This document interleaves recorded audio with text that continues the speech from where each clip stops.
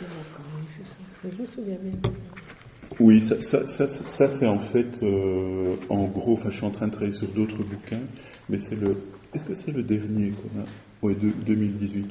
C'est fin 2018. Tu sais, je vais évoquer les 4, mais peut-être principalement Jean-François. Hugues, Léla et Jean-François. Ouais, Disons ça. que lui, je dis pas que je peux pas en parler, mais je peux en parler, mais disons que c'est pas quelqu'un d'ici. Non, c'est un peintre camerounais, peintre écrivain oui. camerounais.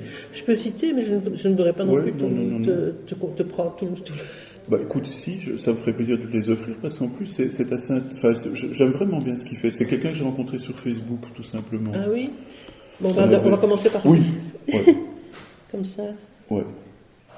Je dois juste être attentif pour les piles parce que ces trucs Je suis revenu avec je ne sais pas combien, je crois 25 entretiens du Burkina, tu vois. Voilà. Ça marche. Je sais pas qu'est-ce que je dois dire. Oui, donc à propos d'Hervé, tu me dis que tu me dis... Ah, Hervé Yamgouel. Bah, écoute, oui, c'est quelqu'un que j'ai rencontré sur Facebook, en fait. Et je lisais ses textes, je voyais ses peintures, ses photos. Et j'étais vraiment frappé par la qualité de ses textes. C'est à la fois un écrivain et un artiste qui vit dans une grande ville à Douala. Et en même temps, une année avant, enfin en 2017, il a perdu son père et il est devenu vraiment un notable au village. Et donc il est vraiment entre le village et la ville, enfin un peu comme tous les Africains. Mais tu sais, il formule ça très bien. Et donc il faisait des espèces de petits tableaux, des petits textes sur Facebook comme ça qui étaient comme des éclats de la vie africaine. Et je trouvais ça vraiment intéressant. Donc on a des amis communs en plus à Ouagadougou, parce que lui Hervé, donc est camerounais, vient parfois au Burkina. Et donc on a des amis communs parmi les peintres à Ouaga, notamment Sam Boboli, qui est un peintre au sujet duquel je suis en train de faire un livret. Et donc j'ai demandé à Hervé, on est devenus amis sur Facebook, j'ai dit écoute, ça m'intéresserait vraiment qu'on fasse un livre ensemble. Il dit oh oui, ça me plairait beaucoup. Il a déjà écrit 3-4 bouquins avant. Et donc il m'a envoyé tout ça par mail, texte et image, en me disant voilà, telle image avec tel texte. Enfin, c'était vraiment un travail très facile à faire. Et puis, tu vois, j'ai pu mettre en page ces choses-là. Tu vois, c'est des petits tableaux sur la vie africaine, à la fois en ville et au village. Et puis alors, il m'a été donné de rencontrer Hervé à Paris. C'était en juin de l'année passée. Il était invité à un colloque comme ça dans une école d'art à Cergy. Et alors, il faisait une présentation à la Maison de la Poésie de Paris, dans le 1er arrondissement, si je ne me trompe. Et donc là, il a lu des passages d'héroïsme ordinaire. Et puis bon, voilà, il disait ah ben voilà, mon éditeur est dans la salle. C'était très gai. Ah. Et c'est un homme vraiment rayonnant. J'étais très content. Et donc ce sont des faits de tous les jours. Oui, c'est ça. Il y a par exemple, quelquefois des questions de tradition. Il y a quelquefois un monsieur. Enfin, il y a une tradition au village, dans son village qui l'a particulièrement touché. C'est que, si je me souviens bien, quand le jeune homme devient adulte, on lui met une poule sur la tête et il rentre dans sa case avec cette poule sur la tête. Et il doit vraiment, c'est un peu un symbole de soin par rapport à l'animal. Il y a une photo, tu verras là-dedans. Alors il décrit un petit peu, par exemple, ce type de tradition. Il a un très joli texte sur le fait qu'on balaie la terre battue dans les villes. Et donc, on le fait tous les jours. Et donc, c'est un peu cette idée, tiens, balayons tous les jours chez nous, quoi. Et alors, il en tire évidemment des significations symboliques, quoi. Il faut balayer tous les jours. C'est vrai que chez mes grands-parents, c'était de la terre battue à Ouadec. Et c'est voilà, balayer tous les jours. Oui. Oui, je comprends. Donc, oui, là, c'est ça. Il s'attache à évoquer des choses qui vont plus loin que les simples gestes. Qui ont une signification symbolique, qui est liée à la tradition. En même temps, il s'interroge sur la place de l'art dans une ville. C'est un artiste assez militant. Il parle d'ailleurs de son quartier qui, si je me souviens bien, s'appelle New Bell, qui est un quartier assez révolutionnaire en fait, d'où est partie la première conquête de l'indépendance du pays. Oui. Il raconte un peu ça. Il parle de Ouagadougou également, d'un ami peintre auquel il rend visite fréquemment. Des gens d'Ouaga. En fait, ce sont vraiment des tableaux de la vie africaine. Oh, dis-tu écris vite. Non, mais en fait, moi, je reprends pas ça. Ah oui. Voilà, non, c'est ça. Mais tu trouves ça bien qu'on l'enregistre? Moi, je suis content, parce que c'est tu vois, c'est vrai que je l'ai déjà présenté plusieurs fois, notamment quand on est allé à Paris et puis il y a une photo de lui. Ah ben voilà, tu vois, ça c'est le jeune homme avec sa poule sur la tête. Oui, c'est quand même c'est incroyable. Beau parce que c'est à la fois l'équilibre, la charge, le fait de prendre, de tenir compte de l'animal comme d'un être complètement avec lequel on partage au fond notre présence sur Terre, quoi. Bien. Voilà, donc Hervé, Hervé revient d'ailleurs, il va à Berlin, il m'a dit ça avant-hier, il a une résidence à Berlin pendant 3 mois, et il m'a dit je vais venir en Belgique te rendre visite. Et il va écrire, il va écoute, c'est plutôt peindre, je crois, parce qu'il est vraiment peintre au départ, mais je lui ai dit, alors en plus il travaille avec un poète camerounais qui s'appelle Touama. Lui, je le connais aussi par Facebook. Et en fait, ils sont vraiment en train de faire un travail en duo sur le nouveau pouvoir au Cameroun qui est vraiment très mauvais, en fait. Oui. Et donc, ils sont en train de faire un travail. L'autre fait de la poésie politique, mais qui, je trouve, est vraiment, vraiment intéressante. Et donc, j'ai été en contact avec lui aussi. Je lui ai dit, écoute, franchement, on pourrait faire un livre à 3, moi en tant qu'éditeur, et puis vous deux, Hervé et toi. Et donc, c'est des projets, voilà, c'est un peu, en fait, la maison d'édition, enfin, le cabanon d'édition, c'est toujours des projets qui naissent comme ça de façon, je dirais, hasardeuse, tu vois. Par amitié, en fait, par réseau d'amitié, et ça peut être très divers, vraiment des réseaux d'amitié. Évidemment, ça se rattache aussi à Mayak, notamment les deux petits, enfin les deux plus moins épais. Donc oui, de toute façon, à l'esprit de Mayak, qui est une sorte interculturelle, et la vraie rencontre avec l'autre, la découverte de... Oui, je dirais la tentative de... par rapport à mes amis africains, je leur dis toujours, je ne comprends rien. Je suis vraiment dans une position, tu vois, quand je vais là-bas, je suis en train encore de bavarder, là, mais une position vraiment de me dire, mais il y a un fossé culturel pratiquement infranchissable, en fait. Mais c'est intéressant.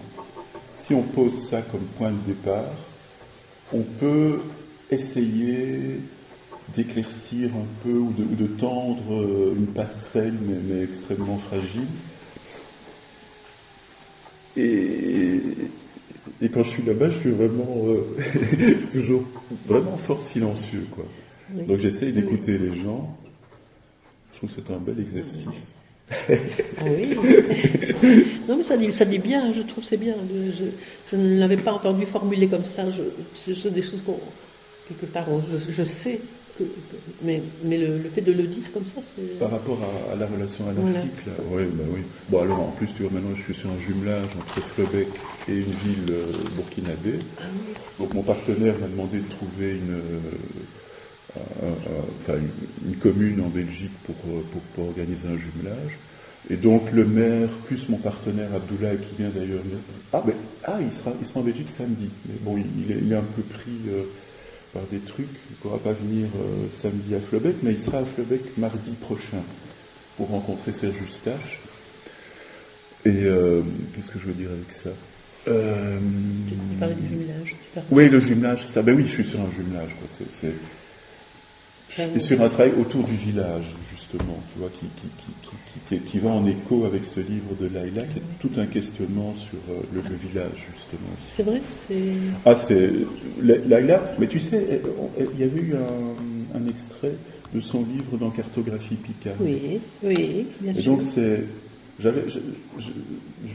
j'ai toujours apprécié le travail de Laïla, et donc je lui avais demandé à un moment, tiens, est-ce que tu n'aurais pas quelque chose qui pourrait résonner avec Cartographie Picard? Donc elle m'avait passé tout ce texte qui était un inédit.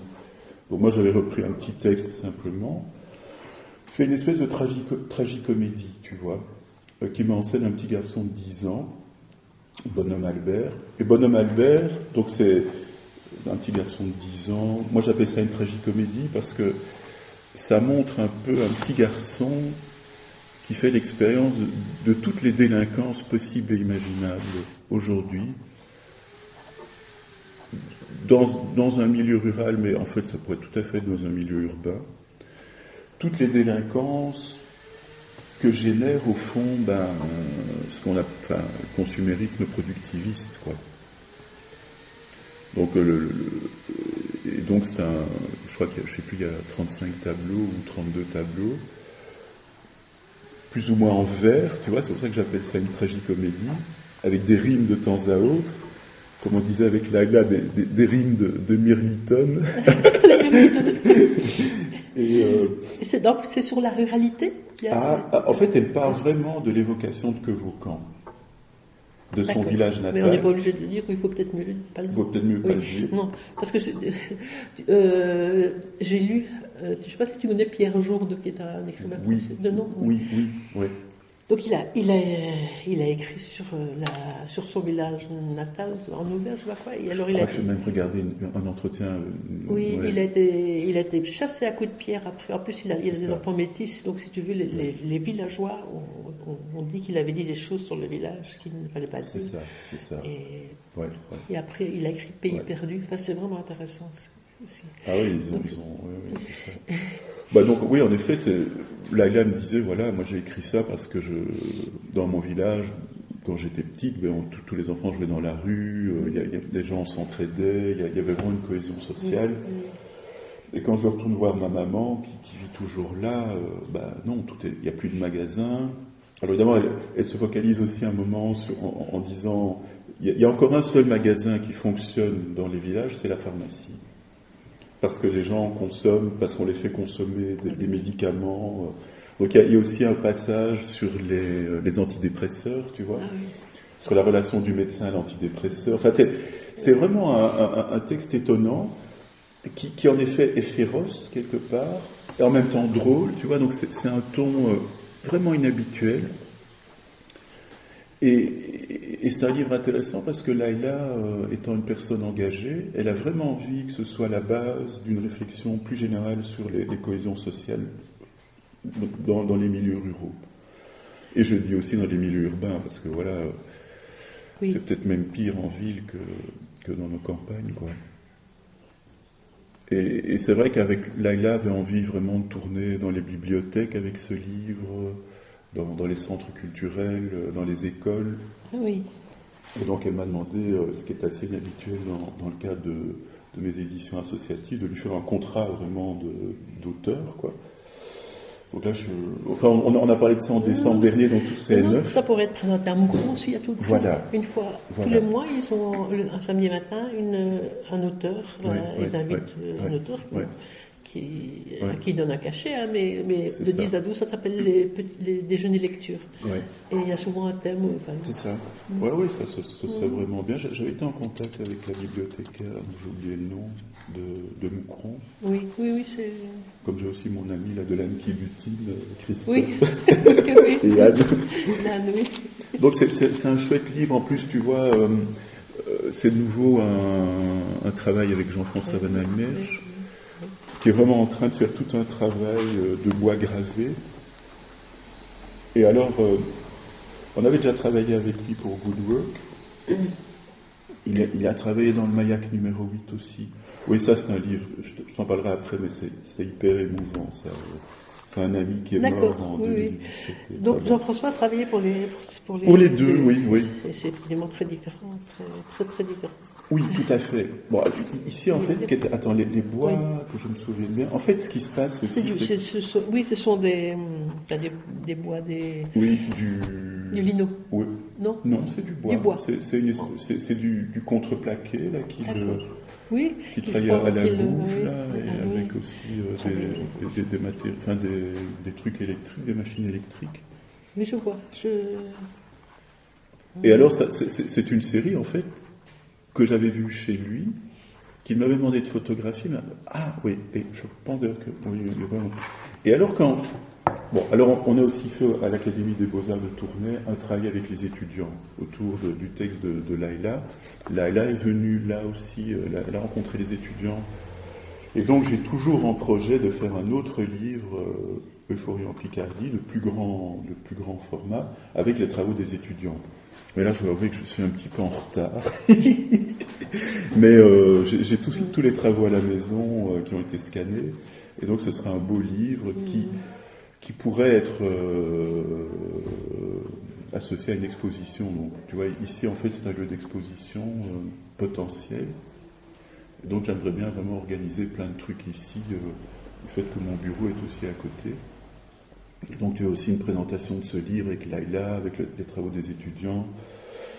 Mais la mise en page tarde un peu. Voilà. Enfin, en attendant, je voyais les bois de Jean-François, qui n'a pas du tout fait pour ça. Et en même temps, j'ai trouvé dans les formes des trucs qui s'associaient vraiment fort aux thématiques du livre. Donc, il y a des dessins comme ça où tu as l'impression qu'il y a... Enfin, par exemple, elle parle d'un accident de train. Enfin, tu vois, tu as des perspectives comme ça dans le travail des bois, qui n'est pas du tout un travail figuratif, mais qui je trouvais, s'associait bien à certaines thématiques des textes. Et donc, on s'est amusé à faire ça pour déjà faire une édition rapidement du texte, édition populaire, je dirais, puisque l'autre édition sera en couleur, et bon, le livre coûtera plus cher, quoi. Donc, il y aura deux versions. Que dire encore par rapport à Laïla oui, quoi, c'est de la littérature sociale, quelque part. C'est un livre qui devrait susciter vraiment un débat.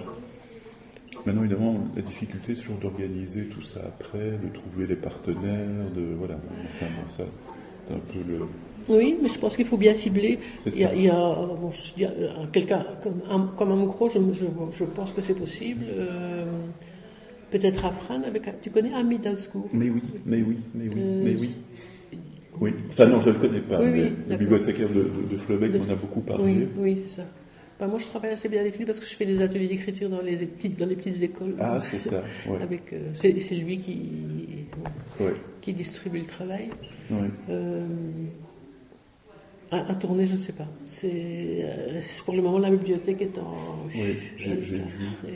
On est allé avec Jean-François déposer des Mayaks et tout ça. Donc Jean-François vraiment aussi est un artiste comme ça qui soutient beaucoup Mayak et les éditions. On a encore un projet qui commence sur la question du jardin en fait. Et donc il y aurait notamment Jess qui va faire un truc sur la permaculture. Bon, moi aussi un texte sur mon jardin. Et puis alors une jeune femme de Liège qui elle soigne un jardin tous les jours, quoi. Le jardin de son ex-beau-père. Et qui fait de merveilleuses photos. Et donc Jean-François, lui, a fait un travail de nouveau des bois. C'est des bois. Sur le jardin d'un professeur de l'Académie des Beaux-Arts, qui est un monsieur barbu qui porte toujours un chapeau et dont j'ai oublié le nom. C'est marrant parce que le livre que je sors, en fait, c'est pas un livre sur la mort, c'est un livre sur le petit jardin que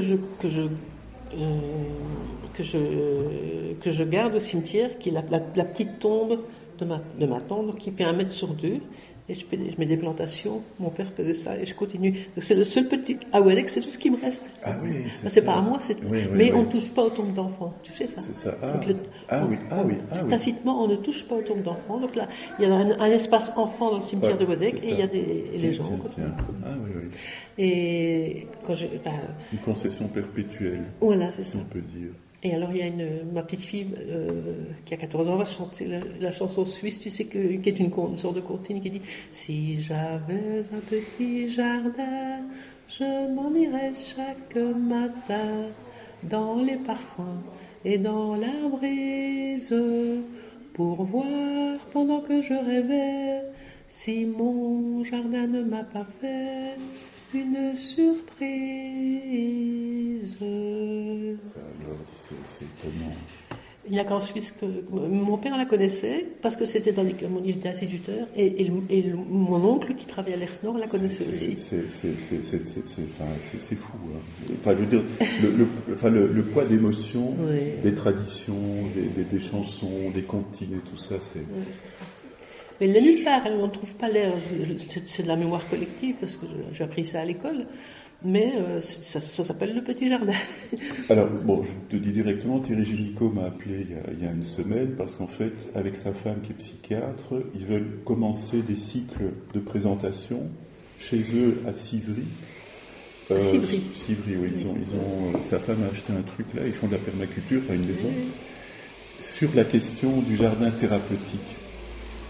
Et donc, la relation, tu me parles de la tombe, enfin, c'est un aspect qui est vraiment. Mais mon livre, c'est sur ça. Ben voilà, il parle de ça.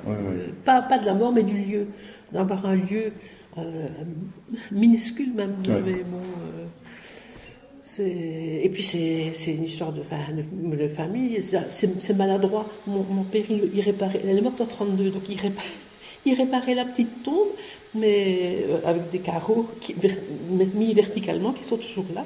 Il mettait des petites plantes et moi je continue. mais écoute, en tout cas, Thierry veut faire des émissions radio à partir. Donc en fait, il va inviter des gens dans ce lieu, de manière périodique, de manière répétée, quoi. Et puis en fait, il veut faire des émissions radio à partir de ça. Et donc c'est vrai que moi, il m'a demandé, tiens, j'aimerais bien t'inviter. Tout ce que tu traites dans Maillac est souvent lié à des questions de relation à la nature ou au jardin. Mais c'est, tu vois, ça ce serait chouette. Enfin, tu le connais, Thierry? De chanter ça. Ben non, mais c'est non. Oui, mais non, mais si. Génicaud, ça va l'intéresser. Tu le connais un peu, Thierry Génicaud? Non. Je connais le nom. Tu vois, mais c'est un bonhomme.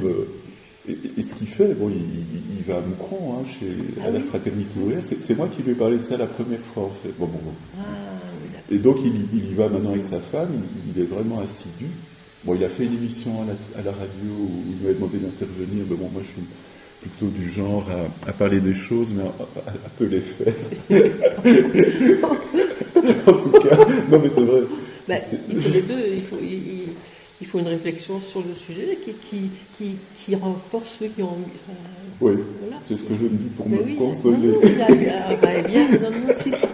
Et ça met en valeur. Parce que, tu sais, chaque année, je me dis, je vais faire mon potager, et chaque année, je ne le fais pas. Je le commence, bref. Mais on est vraiment je suis vraiment en train de bavarder dans tous les sens. Mais c'est très bien. Oui. Donc, on a parlé de là. Et alors, on va parler de ça, c'est ton texte à toi. Oui, c'est ça. Donc ça, c'est aussi, je sais plus. Bon, en fait, c'est un texte que j'ai écrit après le licenciement, que j'ai été licencié du musée de la littérature. J'ai pas du tout écrit sur le musée de la littérature. J'ai surtout écrit sur, je dirais, ma relation au travail après avoir quitté un cadre normal de travail, quoi. Tu vois, donc j'étais attaché scientifique, et puis bon, il y a eu un licenciement pour questions économiques, on était 3, et je me suis retrouvé au fond à pouvoir travailler à ce que j'aime vraiment, c'est-à-dire mon Maillac et tout le bazar, que je menais de pair au fond avec mon travail au musée. Donc j'avais déjà mon association depuis 13-14 ans maintenant, et donc là je me suis retrouvé à la Potteraie. Bon, avec le jardin, avec le paysage, et dans un travail d'édition, d'organisation d'événements, avec les voyages au Burkina, où je vais quand même depuis 2012. Et donc ça occupe beaucoup mon esprit. Et donc je me suis retrouvé dans un travail, dans un temps complètement libre, à travailler en fait à ce que j'aimais, et alors dans un cadre qui vraiment entrait en communication avec mon travail, parce que tu vois, le jardin, le paysage, les collines, la maison également, à qui je vais consacrer, je dis vraiment à qui, parce que c'est une personne pour moi, à qui je vais consacrer un livre aussi. Ah oui. Dommage. Oui, au fond, c'est vrai, quand on écrit souvent. Enfin, moi, j'écris quelquefois sur la maison. Donc, j'ai fait un conte, par exemple, sur la maison, enfin, où il y a un géant dans une petite maison sur une colline. Et donc, je me suis rendu compte que j'avais quand même pas mal de textes sur cette maison, que j'avais aussi, évidemment, beaucoup de photos. Ça, j'en ai des milliers de photos de ce paysage, de cette maison. Enfin, ceci dit, good work in landscape, tu vois, c'est l'idée, voilà, c'est une réflexion un peu informelle sur la question du travail aujourd'hui, aussi. Et alors mon ami là, Bernard Legros, qui est un casseur de pub altermondialiste et tout, très engagé, m'a fait le plaisir de préfacer le texte. C'est un texte court, en fait. Et évidemment, pour moi, c'est aussi lié, tu vois, à ce MAIAC numéro 8, qui était centré en 2017 autour de la question du travail, et travail et alternative au consumérisme productiviste. Et c'est très lié, parce qu'une fois qu'on est dans une alternative à ce mode de production, on produit, on consomme, on produit, on consomme, on produit, on consomme. Quand on est dans des alternatives par rapport à ça, en général, on travaille différemment aussi. Et on est dans un temps du travail qui est différent. Oui. Tu vois, tout ça tournait dans ma tête. Oui, ça modifie. Oui. Quelque part, j'imagine aussi, ça t'unifie, toi. Moi, ça me ressemble. Bon, moi, j'avais vraiment la chance d'avoir un boulot super intéressant. S'occuper de manuscrits d'écrivains. Mais même ça me paraissait presque me détourner de ce que j'ai l'impression que je dois faire, quoi. Tu vois, tu vois, Kandinsky parle toujours de nécessité intérieure. Moi, je sais que depuis 17 ans, quand j'ai rencontré un prof de philo, Raphaël Sélis, à l'université, paf, ce type m'a mis sur une voie. Bon, avec des voies de garage, avec des arrêts dans la campagne. En tout cas, la locomotive est lancée, quoi. Et donc, j'ai toujours senti que j'avais cette chance d'avoir en moi un travail aimé, quoi, profondément aimé. Et alors, évidemment, quand j'entends des hommes politiques qui parlent de job, j'ai presque envie de vomir, quoi. J'ai la nausée, parce qu'on ne peut pas imposer ça aux gens, des jobs. Surtout dans une civilisation, dans une société où en fait on s'est dit qu'allait démarrer la civilisation du loisir. On a dit ça dans les années 60. Franchement, quand on entend nos hommes politiques, on dirait qu'ils n'ont jamais lu ça. Or, on peut faire ça. On a les moyens, on est riche, on est super riche. Et donc tout ça me tournait dans la tête, tandis que j'étais à la Potteraie, dans ce lieu qui... Avant, je devais aller tous les jours en train à Bruxelles pour travailler. Heureusement, je ne prenais pas la voiture parce que je vois un petit peu les embouteillages, le temps qu'on passe dans cette organisation complètement absurde, quoi. Tout ça est un peu repris dans ce texte-là. Mais surtout, j'ai essayé de dire ce que m'apportaient les rythmes du jardin, de la maison, du paysage, pour me mettre en route au travail. En route, mais je rentre dans ma maison et soit j'écris, soit je fais de la mise en page, ou je prends des contacts et tout ça. Donc ça, c'est mon boulot. Oui, je comprends ce que tu veux dire. Plus le rythme de la musique aussi. Ah, d'accord. Tu sais, moi j'écoute tous les matins les préludes de Shostakovich ou bien du Federico Mompu. Et c'est vraiment du piano solo. Et je me souviens. Ah oui, c'est Françoise Dolto qui parlait de Bach, qui disait vraiment j'écoute du Bach parce que ça correspond à mes rythmes intérieurs. Quoi. Moi, Shostakovich, quand j'écoute les préludes, je suis vraiment en contact avec une espèce de gravité de la vie, tu vois, que les poètes aiment et célèbrent en fait. Et le paysage me donne aussi tu vois, cette impression vraiment tous les matins de naître de ce paysage. C'est vraiment une naissance continue, quoi. Je suis en train complètement de... Non, c'est bien parce que c'est parce que je sens ce que j'apprécie. Je sens que tu as engrangé ce que tu viens de dire, quoi, une sorte de célébration de la maison, de l'environnement, et qu'un jour tu vas te mettre à écrire. C'est ça que je sens. Bon, mais oui. Mais j'écris continuellement, j'écris tous les jours. Mais oui. Mais tu vois, en fait, je me sens. Tu vois, quelquefois on me dit, tiens, tu es écrivain, quand on voit mes cheveux et ma tête de poète, là. Je dis, bon, allez, j'écris, oui. Et oui, j'écris. C'est clair, j'écris. J'ai quand même écrit aussi, un carnet de voyage de 400 pages sur le Burkina, que j'ai vraiment retravaillé. Je ne sais pas si c'est passionnant, mais en tout cas, j'y pense encore maintenant, parce que je suis retourné au Burkina et je me suis dit, tiens, mais ça, je me souviens que j'avais écrit là-dessus. Ah, mais ça, j'avais écrit là-dessus, ça, j'avais écrit là-dessus. Et c'est vrai que pour moi, l'écriture est vraiment fondamentale, mais je ne me sens pas un écrivain, quoi. Tu te sens ? Pas un écrivain.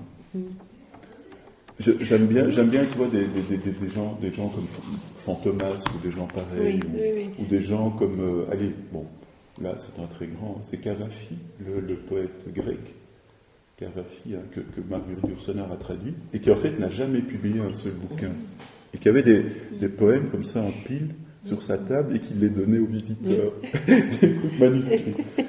Et voilà. En même temps, j'aime bien faire des livres, j'aime bien en effet que quelquefois, vaguement, ce soit lu, mais c'est vrai que je me dis, tiens, non, c'est plus... J'ai vraiment besoin de ça, en fait, pour me décharger, en fait, des choses. C'est vraiment une écriture thérapeutique, je trouve. Je sais bien que quand je ne vais pas bien, et que je me mets à écrire sur ce que j'ai fait dans la journée, donc je fais vraiment ce que j'appelle des inventaires, ça c'est Sylvanie Mag qui m'a glissé ce mot-là, des inventaires. Quand je fais mes inventaires, après ça, je suis libéré, quoi. Bon, ça c'est un peu une écriture de base. Oui, mais bon, c'est voilà. D'ailleurs, j'allais prendre mon cahier que j'ai oublié à la maison, parce que j'ai toujours un cahier. Voilà, ça. Oui, c'est ça. Ouais, Dis alors. Et notre. Oui. Alors ça c'est un bouquin. Mon meilleur ami est décédé en 2017 d'un double cancer. Et donc, j'allais le voir à Sainte-Élisabeth, à Uccle, là, dans le, qu'on appelle ça, le service de soins palliatifs. Et un jour, il m'a dit, écoute, mais je vais être très ému. Et en plus, je dois parler de ça dans un mois à Quartier Latin. Et donc, un jour, il m'a téléphoné en me disant, écoute, Hugues, cette nuit, j'ai écrit un poème sur les dessins de Steve Houben. Il m'a dit, ce serait vraiment chouette que Steve soit dans le prochain Mayak. Je dis, bah oui, bien sûr. Tu as déjà vu ces bois. Enfin, c'est pas des bois, c'est des fusains, en fait. Non, comment on appelle ça, du charbon, là, du bois. Du charbon, oui. Du bois. Oui. C'est important de voir. Oui, il y a un terme, c'est pas fusain, c'est je sais plus quoi. Enfin, des bois, quoi. Enfin, du charbon de bois. Oui. Il m'a dit, oui, en effet, j'avais vu des trucs de Steve, il m'avait montré des choses. Et puis donc, je vais voir, il s'appelle Luc Rémy, il me donne son poème, je le trouve vraiment chouette. Luc a beaucoup écrit sur les artistes, en fait. Et donc, il a toujours une manière de mettre l'artiste en position. Luc a beaucoup collaboré à Mayak, c'est vraiment un peu un des messieurs images de Mayak. Il m'a toujours recommandé des peintres et tout ça. Et donc je vois le texte de Luc. Et en fait, Steve était dans une période où il était très occupé, il ne savait même pas en fait que Luc allait très mal. Donc je téléphone à Steve, et il me dit, bon écoute, je vais directement, voilà, ça c'est le manuscrit qu'il m'a donné au début, Luc, je vais directement aller avec toi voir Luc. Donc on est allés ensemble, et puis je lui ai dit, tiens voilà, Luc aimerait bien qu'il y ait des bois, enfin des charbons dans Maillac. Donc il apporte une farde, et puis en fait, la thématique de ces charbons ne correspondait pas tout à fait à ce que disait Luc dans son texte. Donc je dis à Steve, ouais, oui c'est vrai, Luc a l'air de parler de construction et tout ça. Or, les charbons que je vois là, c'est pas tout à fait la même chose. Ah mais c'est pas grave, je vais en faire d'autres. Donc Steve s'est mis à faire d'autres charbons de bois. Et puis je dis à Steve, mais écoute, ce serait quand même pas mal aussi si toi tu écrivais sur ton travail, parce qu'on te connaît comme musicien, mais pas...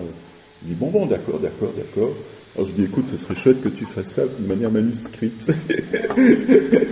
Après, Steve m'apporte son devoir, tu vois, qui est là quelque part. Oui, d'accord. Oui. Et puis je dis aux deux... Donc ça, c'est Steve. Non, ça c'est Luc. Ça, c'est Luc, oui. Et alors Steve, voilà, ça c'est ça, Steve. Ouais. Et puis je dis aux deux amis, mais dans le fond, si on faisait un entretien entre vous deux, parce que Luc a vraiment été une personnalité, comment dirais-je, un passeur en fait. Donc il connaissait très bien les gens de Fantomas, François Jacquemin, les frères Piqueret, il a fait une émission radio sur les frères Piqueret. Il connaissait plein de musiciens, il connaissait plein d'artistes peintres. Et Luc, donc, dans Maillac, je lui ai toujours fait écrire sur des artistes peintres qu'il me conseillait. Notamment, dans le Maillac numéro 2, il y avait Armand Sylvestre, peintre, qui était un monsieur, en plus un scientifique au départ. Et donc Armand est allé le voir avec Luc chez lui, là, à Liège. Et puis, quand on a sorti Maillac numéro 2, il l'a eu en main et il est mort, disons, 2 semaines après. Mais enfin... C'était vraiment le Maillac numéro 2, un hommage à Armand, qui nous avait donné toute une série de dessins que j'ai encore à la maison d'ailleurs, des trucs au bic, des trucs à l'encre, autour de la question du végétal. Et donc Luc m'a comme ça fait rencontrer plein d'artistes en fait. Et alors dans chaque Maillac, il écrivait sur ces artistes. Donc là, je demande à Steve de faire un entretien, on fait l'entretien. Et donc je me dis, bon, je vais me brouiller de faire ce bouquin avant que Luc s'en aille, quoi. Et donc, un samedi, je lui apporte les épreuves, et alors Luc me dit, Hugues, c'est du Bresson. Robert Bresson, qui était un de ses grands maîtres au cinéma, parce qu'en plus Luc a fait du cinéma aussi, enfin il était, comment dirais-je, il s'occupait du son et lumière au centre culturel Luc, en fait. Donc c'est qu'on appelle ça un régisseur. Voilà. Et donc Luc me dit ça, c'est du Bresson, et il est mort 2 jours plus tard, tu vois. Mais ça a été c'est un livre magique pour moi, parce que tu vois, on a vraiment métamorphosé cette mort, quoi.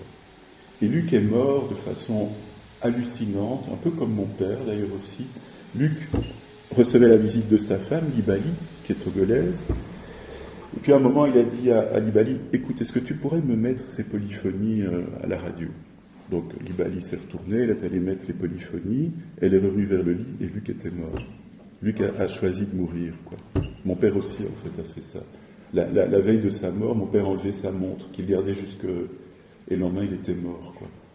Alors je me dis, waouh, ça c'est des leçons incroyables, quoi, pour les vivants.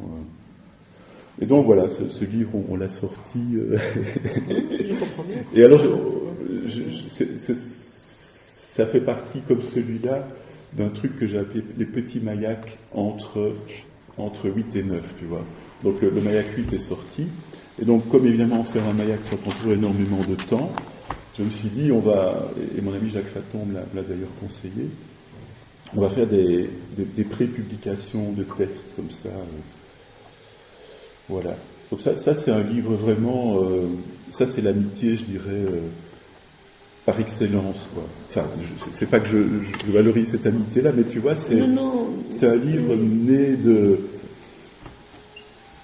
Et Luc, jusqu'au dernier moment, était d'une lucidité hallucinante, quoi. Quand il a fait cet entretien avec Steve, il rappelait quel type de saxophone Steve jouait dans un concert en 80, quoi.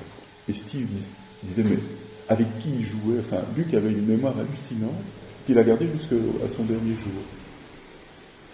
Malgré le cancer du foie, cancer de l'intestin, donc il y avait un double cancer. Et donc, voilà. Oui, c'est vraiment... Bon, voilà, donc ça, c'est un peu un livre aussi qu'on a fait. Et alors, on va...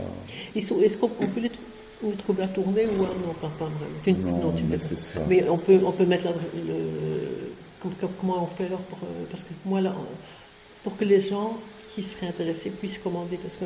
Oui, écoute, c'est... Mayak, l'adresse de Mayak Oui, c'est ça. Donc, en effet, il y a le blog Mayak où on peut commander, donc c'est http... Oui, je l'ai. Ah oui, mayak.unblog.fr. Oui, mayak.unblog.fr. Et là, en effet, il y a mon adresse mail directe, là, qu'on voit. Et, voilà, donc là, il y a moyen... Alors, tu vois, ce que j'ai fait aussi récemment, c'est vraiment reprendre un peu tous les auteurs qui ont collaboré à Mayak en une feuille.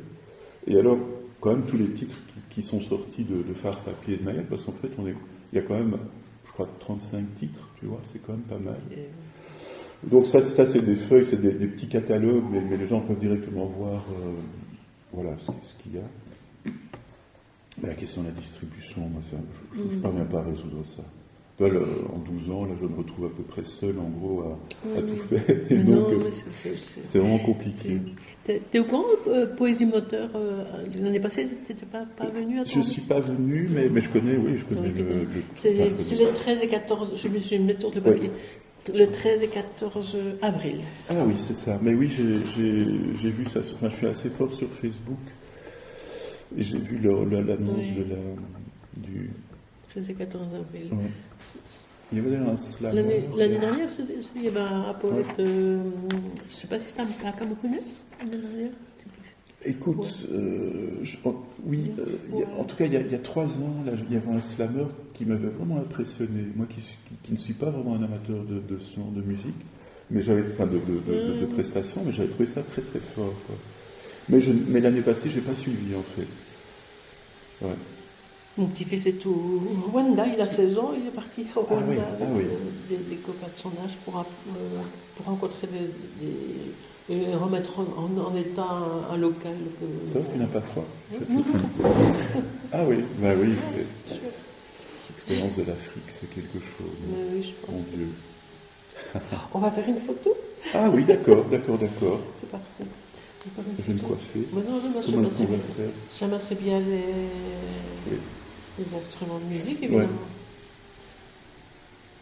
Oui. En fait, Olivier est aussi luthier sauvage. Il vient du Burkina ? Non. C'est des trucs qu'Olivier... Ça, c'est un qu'il a fait lui-même, je pense. Ah oui. Celui-là. En fait, Olivier est luthier sauvage, donc en fait, il récupère des objets. Oui, je comprends. Et donc, ils font des instruments, ils ont une quantité d'instruments là-dessus. Dans le grenier, ça, c'est un qu'il a fait lui. Mais ils ont des instruments complètement loufoques, quoi. Et alors, ils récupèrent des instruments à gauche et à droite.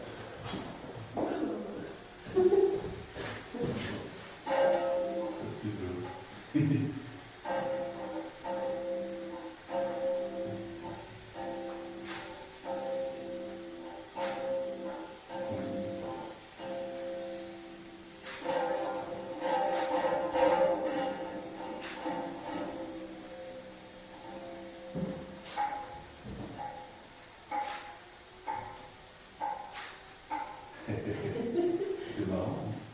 Là, c'est encore là, c'est une boîte. Oui, sinon, c'est une boîte à vin, tu vois. C'était une boîte à vin. Ouais. En effet. Ouais. Et ça va. Je pense. C'est chouette. Il faudrait que j'achète un réflexe. Non, c'est un famille de plus loin. Avec moi, toujours dessus ou... Oui. D'accord. Ok. Qu'est-ce que je j'ai fais? l'habitude, là. C'est les costumes à Jean-Baptiste. Les costumes à Jean-Baptiste, c'est comme ça. Les costumes, les vêtements de mon fils, c'est comme ça. C'est-à-dire Jean-Christ. Oui. Oui. Ah, il s'habille comme ça. Oui. Ah, d'accord. Oui. Mais ça, c'est un col que Lenka m'a fait. Ah oui. M'a tricoté. J'adore, j'en ai toute une série.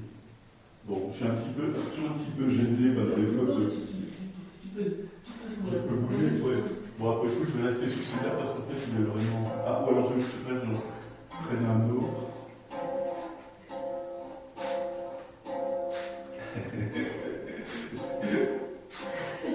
C'est bien. C'est pas évident, hein, je trouve, de photographier. Non, c'est bien, c'est toujours bien. Mais celle-là, elle est bien, celle-là. Ah oui, je vois, j'ai pas vu l'idée, donc je ne vois pas grand-chose. Ah mais c'est bien.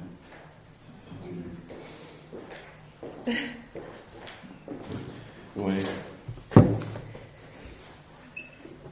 Bah oui, je suis revenu aussi du Burkina avec de la matière à éditer, tu vois. Mais c'est vrai que ça vaut la peine. Ça vaut la peine, oui. Il faudrait que... Parce qu'il y a peut-être des gens qui s'occupent de petites éditions, ou bien si peut-être Jean-François pourrait... Mais oui. François m'en a déjà parlé, tu vois, évidemment. Donc normalement, je suis vraiment assez négligent, parce qu'en fait, je suis tout le temps en train de travailler à de la production. Quoi. Oui, c'est le côté... Depuis que je suis rentré du Burkina, c'est-à-dire le 20, j'ai mis en page un livre qu'une amie que j'ai retrouvé complètement par hasard à Ouaga m'a confié d'un grand ami de sa famille.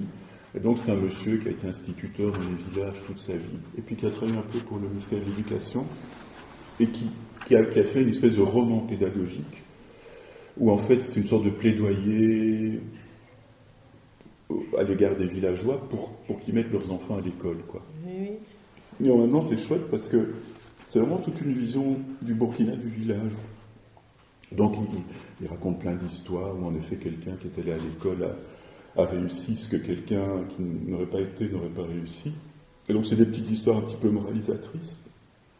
Mais ça met en scène vraiment tout un Burkina. Et donc, pour un blanc, c'est intéressant de voir un Burkinabé qui s'adresse à des villageois pour les convaincre d'aller à l'école, parce que c'est un texte qui est plutôt dirigé vers les Burkinabés. Et donc, c'est intéressant pour un blanc, je trouve, de lire ce genre de truc. En plus, il a un peu joué à une sorte de mise en abîme. Enfin, il se met en scène comme narrateur, et il reçoit le manuscrit du père d'un ami à lui, et il lit ce manuscrit, tu vois. Donc, une espèce de petit jeu formel comme ça. Ça, c'est chouette. Puis alors, je viens de faire un album sur mon ami peintre, la Sam Boboli. Sûr? Un ami peintre ouagalais que j'ai été revoir à Saint-Nessie. Et puis j'ai un ami conteur qui va venir, Ousseini Nikiema, qui va venir normalement à mon cours la tournée en avril-mai. Et donc il m'a donné aussi un livre à lui à rééditer, un recueil de contes. Donc je suis en train d'en faire plusieurs. Quoi. Donc, tu donnes cours à l'académie? Oui, j'ai un cours texte-narration. Texte-narration. Donc le but c'est de... Le cours c'est ça? Oui, texte-narration. C'est un cours technique en première illustration. Mais c'est vraiment intéressant parce que l'idée c'est à la fois de faire lire de manière approfondie des textes, mais surtout de faire écrire, quoi, de futurs illustrateurs. Ça fait 2 ans en fait que je fais ça. C'est chouette. C'est la deuxième. Oui, c'est très très chouette. Bon, c'est 2 heures semaine, hein, mais... mais ça me permet en fait d'avoir un statut social aussi, de retrouver un peu ça, parce que éditeur en même temps, moi je suis président d'association, donc il n'y a pas de problème. Mais il ne faut pas le dire, parce que c'est un problème par rapport à... Comme j'ai un complément du chômage, je ne peux normalement pas... Mais ça, on peut dire que tu dois... Oui, Non, toi, tu es un Flobécois et tu... Ouais, tu dis. Investi dans Mayac. Oui. Écoute, je vais même devenir président ad interim de la commission du patrimoine de Flobec. Oui, après Jean-Pierre Delay, qui est fatigué, mais il est irremplaçable, hein, c'est tout à fait évident. Non, je comprends, mais il y a un temps pour tout, c'est vrai que c'est vrai que c'est bien qu'il pense à... Parce qu'il pourra aider, il pourra t'aider dans oui, ce qui se passe en fait, c'est que vraiment, bon, évidemment, Flaubert m'intéresse énormément, d'autant plus qu'il y a ce jumelage, tu vois. Oui. Et qu'en effet, par rapport au Burkina, je suis en train de développer vraiment, mais aussi en lien avec Euphorie en Picardie, une espèce de réflexion que j'ai appelée mort, résurrection et insurrection des villages, tu vois.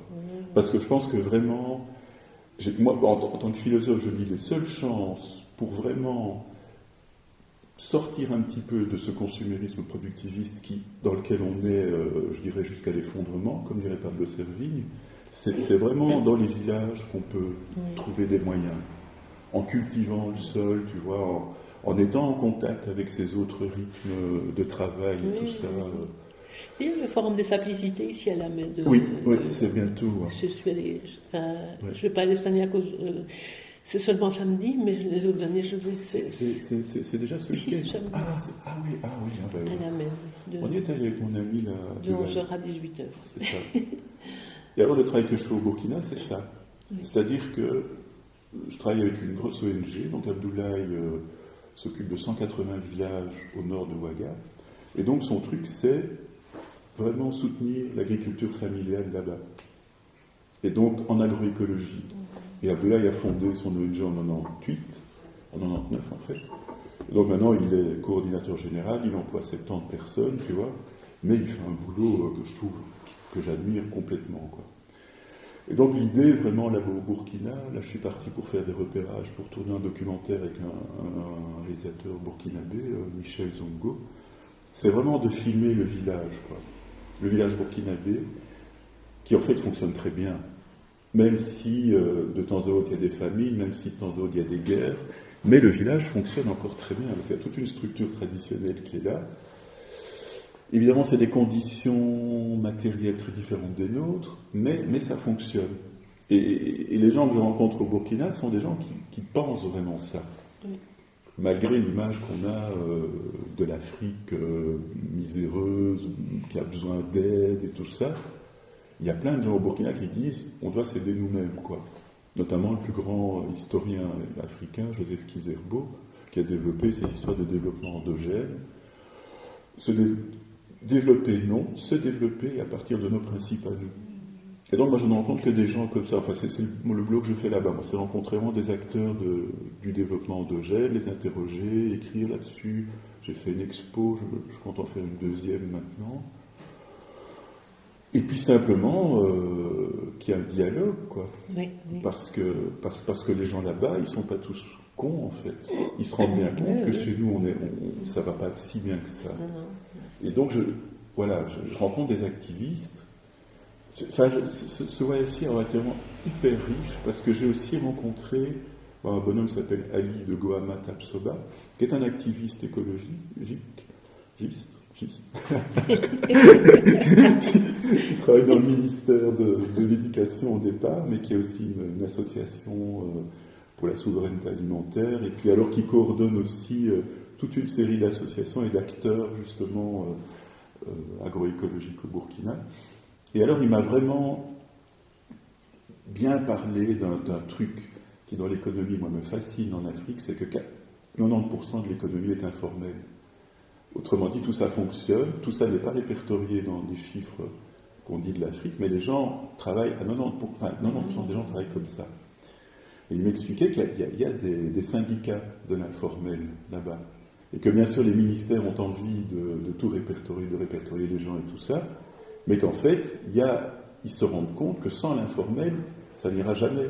Et donc il y a un drôle de jeu, tu vois. On veut répertorier les gens qui produisent des trucs et qui vendent des trucs, mais en même temps, on se rend compte que c'est presque impossible, que c'est pas dans les mentalités, et donc il faut jouer avec ça.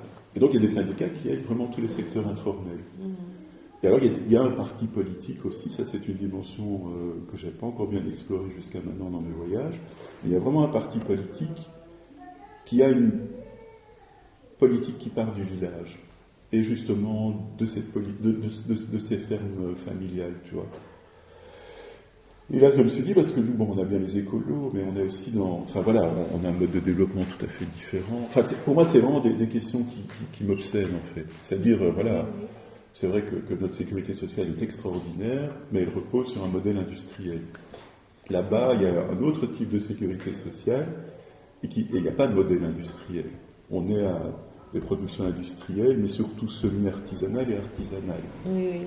Et ces deux secteurs, artisanal et semi-artisanal, chez nous, ont presque disparu, mais là-bas, ils sont prédominants. Et donc, là, je voyais une fonctionnaire du ministère de l'Agriculture. C'est elle qui a dit, voilà, au Burkina, bon, il y a une production agricole, enfin, une production dans le domaine de l'alimentation industrielle, semi-artisanale et artisanale. Donc, on travaille sur ces trois secteurs-là. Bien sûr, eux voudraient que tout aille vers l'industriel. Par exemple, ils produisent une bière, tu vois, une usine à bière, une pile, c'est très bonne, en fait. Mais les autres, en fait, souvent, les gens que je rencontre se disent, mais il faut protéger notre semi-artisanal. Donc, ils ont des petites machines pour emballer des biscuits, des trucs pareils. Ça, c'est du semi-artisanal, par exemple. C'est du beurre de karité, quoi. C'est bon pour tu connais, pour la peau, aussi pour ça protéger les lèvres et tout. Et donc, je me dis, tiens, c'est aussi un truc que j'ai envie de faire comprendre ici. Oui, comprendre. C'est qu'il y a vraiment là-bas encore des gens qui défendent l'agriculture familiale, ce qu'on n'avait pas chez nous après la guerre, parce qu'on est vraiment passé vers l'industriel. Et donc, on a des choses à apprendre d'eux. Alors, ne parlons pas d'herboristerie, parce que là-bas, c'est vraiment un truc hyper... dans la vie quotidienne de chaque villageois, il connaît les herbes. Et bon, notamment par rapport à Flaubec, c'est très intéressant d'échanger à ce sujet-là. J'ai une idée. Ah, d'accord. Avec des livres. Tout à coup, je me dis, c'est beau. Ah oui. Ah oui, c'est vrai, l'espèce de fresque de Lascaux. Ah, avec un... oui, facilement détachable. Oui. J'avais pensé peut-être te faire rencontrer Marianne Œil-Lebrou. Tu la connais? Oui. Ah, d'accord. Mais je ne veux pas trop tarder. Tu la connais alors, oui? Oui, par Myriam Mellotte. Je la connais je ne la connais pas personnellement. C'est ça. Je lis. Oui. Mais tu peux en prendre en main. Euphorie en Picardie, alors. Je le montre ou bien?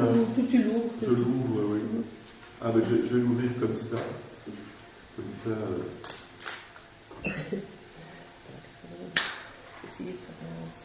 Tu fais ça en rafale?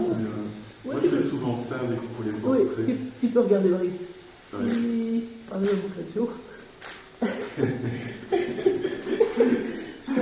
Séance de pause. Très très bien.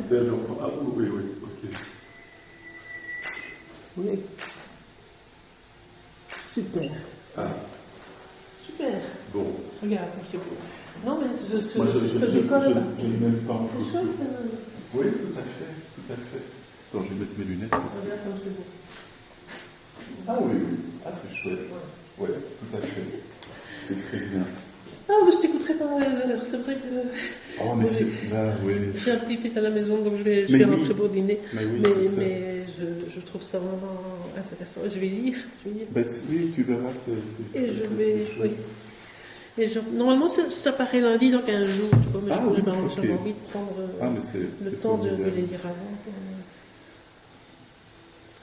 Oui, c'est émouvant. Ben, quand Hervé, s'il vient en Belgique, ce serait chouette qu'on se voit peut-être. Oui. Parce que j'aimerais bien aussi, enfin oui, j'organiserai quelque chose certainement. Mais bon, je n'ai pas encore les dates, et puis avec les Africains, le problème c'est toujours qu'ils aient le visa en fait. Oui. Et donc il y a toujours des incertitudes qui planent. Et tu sais qu'il y a aussi tourné la page qui reprend. Oui. Non, mais je sais bien, mais ça va être une autre dynamique, semble-t-il. Ben oui. Donc peut-être que Oui, non, j'aimerais bien. J'ai reçu, ils m'ont envoyé le papier. Je sais. Il est d'ailleurs sur mon bureau. Ils ont renouvelé l'équipe, c'est bien, c'est bien. Bah, la difficulté, pour moi, c'est que c'est cher, en fait. Ah oui, c'est oui. très cher. Tu sais, 2 mètres, 150 €, c'est vraiment beaucoup. C'est pas bien. Tu sais, à Liège, là, le meilleur salon, c'est gratuit. Marimont, c'est 100 € pour ta plus. Et eux, ils veulent faire de l'argent avec ça, quoi. Ah oui, c'est cher. Et c'est vraiment 2 mètres. Hein. Oui. Avec un auteur. Bon, là, quand je suis auteur, je vais quand même sortir de ma poche. Oui, c'est ça. Est-ce que tu veux encore un peu de... Non, très bien. D'accord. Merci. Merci, tu sais, c'est chouette. Oui, mais c'est... En plus, c'est à la cire d'abeille de beurre de mais karité, oui, c'est... Il faut aussi de l'apiculture. C'est précieux. En fait. Oui. Abdoulaye, oui. Ils ont vraiment un réseau d'apiculteurs. Mais je n'ai plus de miel. Je vais éteindre ça, voilà. Je te tiens au courant. D'accord, chouette. Donc, en principe, c'est